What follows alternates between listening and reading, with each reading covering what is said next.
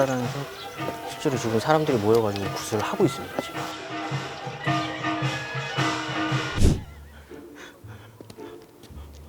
여기서 뭐해요, 저희?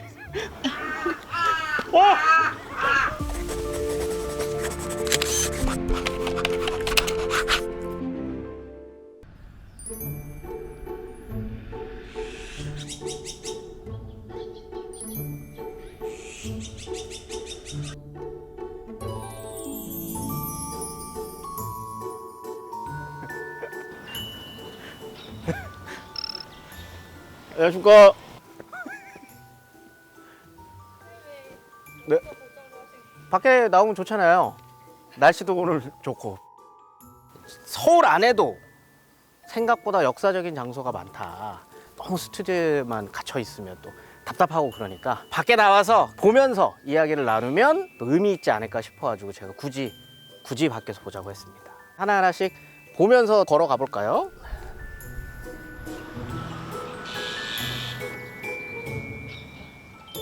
아주 이렇게 여기 보십시오. 네? 왼쪽에 호랭이가 크게 그려져 있지 않겠습니까? 호랭이.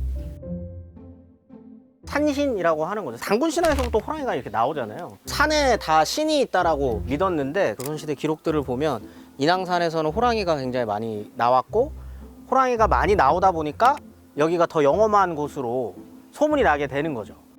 그래서 중간중간에 보시면 이렇게 호랑이 그림들이 자주 보이는 걸 확인할 수 있습니다.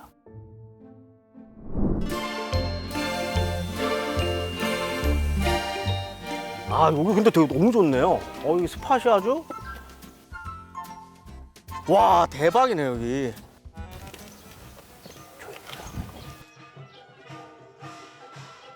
지금 국사당에서 실제로 지금 사람들이 모여가지고 굿을 하고 있습니다, 지금.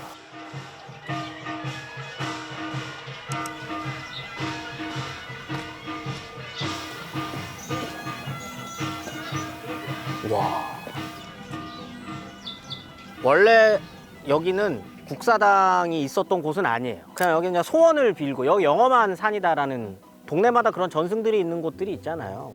아까 설명했던 것처럼 산신들이 있다 그래가지고 민간에서 제사를 지내거나 신앙을 믿거나 이런 경우들이 되게 많았었는데 국사당이 이전하면서 성격이 조금 변하는 거예요. 국사당은 원래는 목멱산, 지금 남산에 있었거든요. 남산이 신성한 산이라 그래서 국사당이라는 거를 짓고 거기서 제사를 지내는 거죠. 국가의 의례인 제사를 지내는 곳.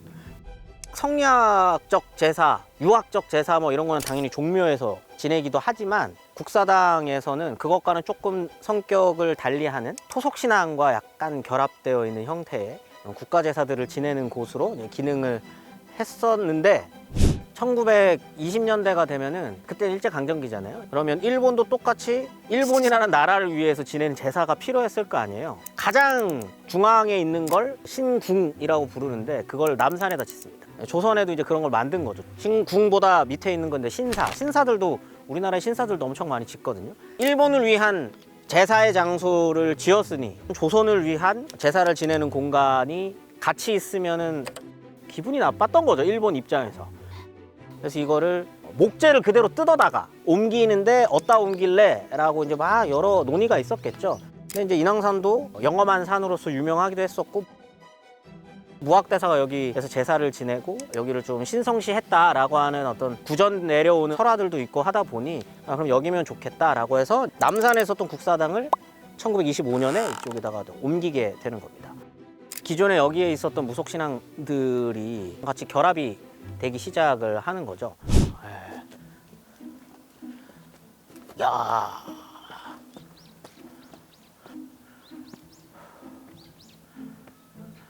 선바입니다. 딱 여기 올라오면 굉장히 희한하게 생겼거든요. 이상하잖아요. 여기 다른 바위들은 다 동글동글하고 이렇게 생겼는데 여기에만 좀 이상하게 생기니까 이제 사람들이 보기엔 여기가 뭔가 특별한 장소다 라고 하는 그런 게 생기니까 여기가 영험하다라고 한 이야기들이 전래가 되게 되고 그래서 여기서 이제 이렇게 기도를 드리는 곳이었는데 국사당이 이쪽으로 옮겨지고 그 옆에 이제 선바위랑 같이 이렇게 묶여지게 되면서 지금은 인왕산에서는 이 두 공간, 국사당이랑 이 선바위가 가장 유명한 장소이기도 하고, 여기를 중심으로 해가지고 주변에 많은 굿당들도 형성이 되어 있다 보니까 어떻게 보면 인왕산의 중심점이 되는 공간이다라고 생각하시면 될 것 같습니다. 근대사회로 접어드는 과정에서 무속신앙이라고 하는 게 조금은 천대를 받는 어떤 그런 분위기가 형성이 됐었던 것 같아요. 근데 사실 그 분위기는 조선시대에도 있긴 있었습니다. 무속인들은 천민이었어요, 천민. 왜냐면 성리학은, 여러분 성리학이 굉장히 막 캐캐묵은 학문인 것 같지만 어떻게 보면은 좀 합리적이고 이성적인 학문이에요. 그래서 성리학이 한국 사회에 들어올 때 큰 역할을 했었던 여러 책들 중에 정도전이 쓴 불시잡변이라는 책 혹시 아시나요? 불시잡변. 뭘까요?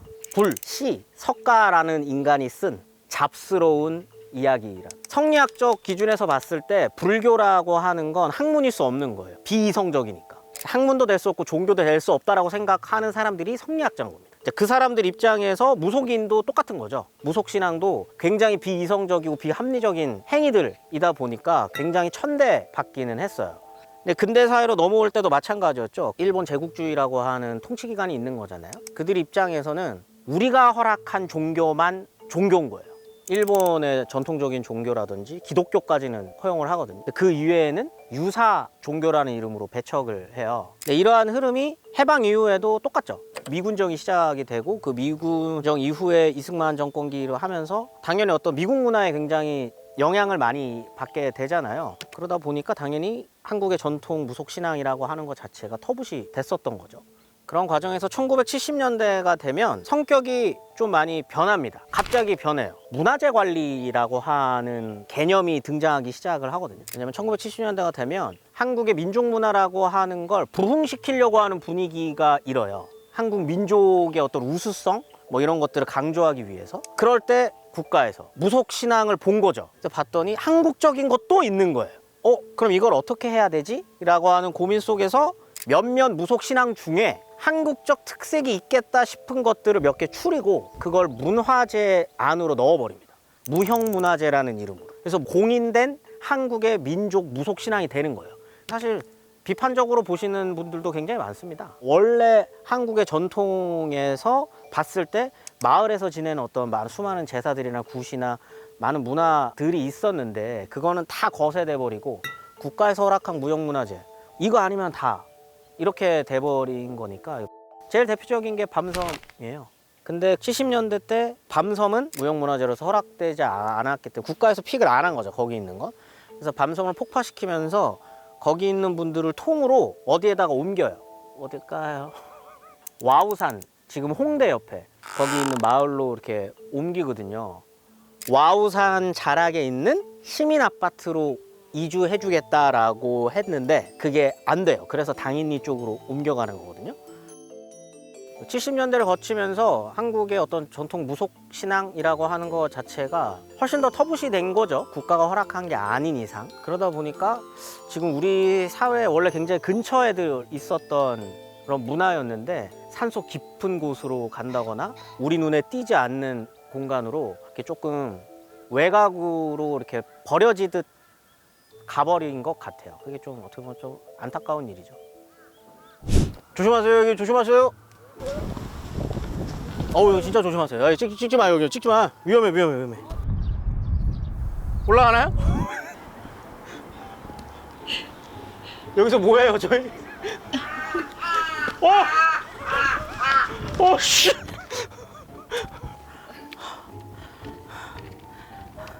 와.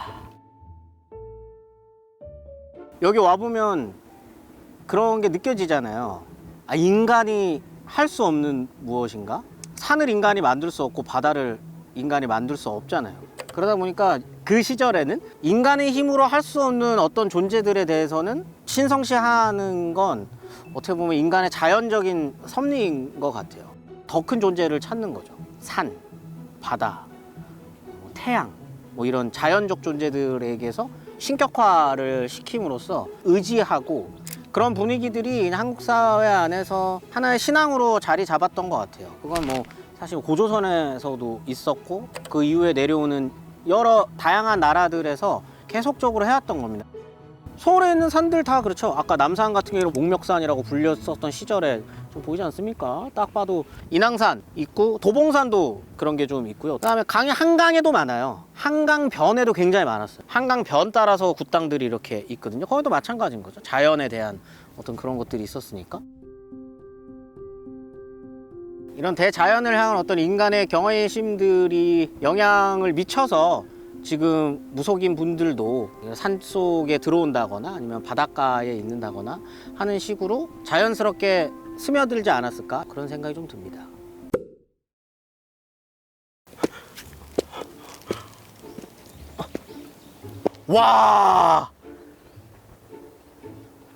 와, 여기 진짜 여기 대박이다. 오늘 인왕산에 대한 이야기 다들 어떠셨습니까? 사실 오늘 나눈 이야기는요, 정말 일부에 지나지 않습니다. 더 많은 이야기들, 오늘 담아내지 못한 이야기들은 다음 시간에 더 자세히 다뤄보도록 하겠습니다.